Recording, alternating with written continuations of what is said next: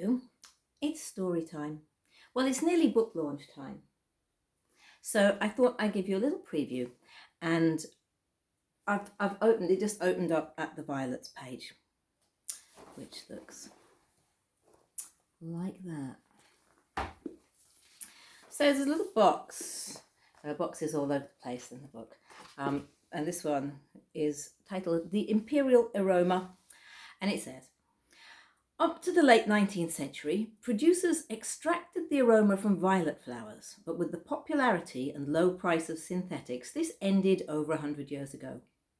Violet was an olfactory symbol of extravagance. Napoleon Bonaparte wore violets once he'd appointed himself Emperor of France. So when synthetic violet scents were invented, they became massively popular. We've chosen both classic and modern. So, we got Miturit le Parfum by Guerlain. Once upon a time, no. According to Guerlain's legend, they made the first red lipstick in France, modelled on the makeup worn by Japanese geishas. Their makeup has always had a characteristic violet fragrance.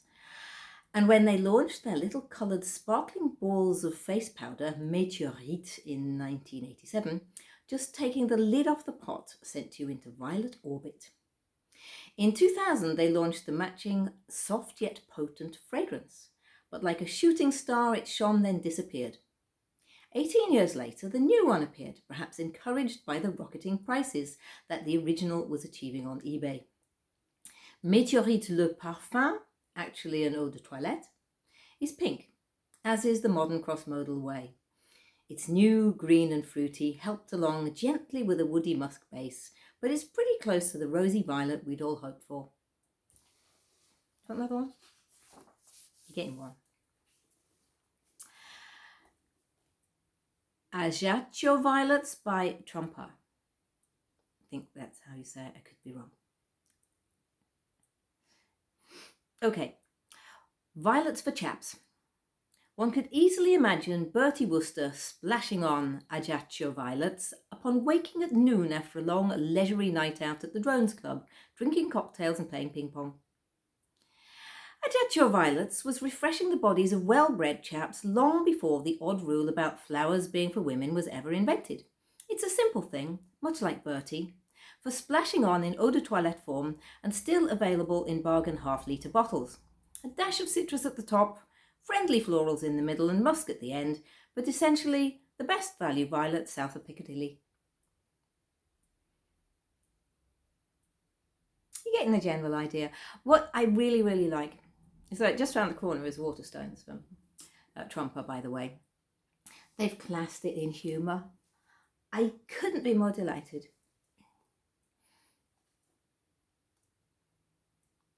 Well, maybe a bit more delighted, but I'm pretty delighted. Okay, one more. Elements of Violette by Molinard.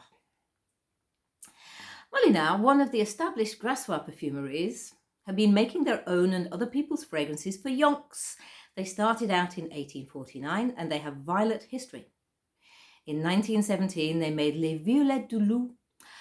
Violette, an eau de parfum, replaces the 1994 eau de toilette. The 21st century demands more forceful, longer-lasting fragrances. Molinard whistled up its heritage for the clearly named Elements collection, partly for the captive audience of visitors to their former factory, now a thriving museum. My box of 4 is labelled Souvenir de Grasse. You can feel the green-violet leaf aroma and imagine rich iris and velvety purple violet flowers. It has a delicate crushed pear topping, as if you climbed a fruit tree to get a better view of the Toulouse violet fields. They're not a flash brand, but they really know what they're doing. Shall we come back tomorrow? Anyway, it's out soon, and I'm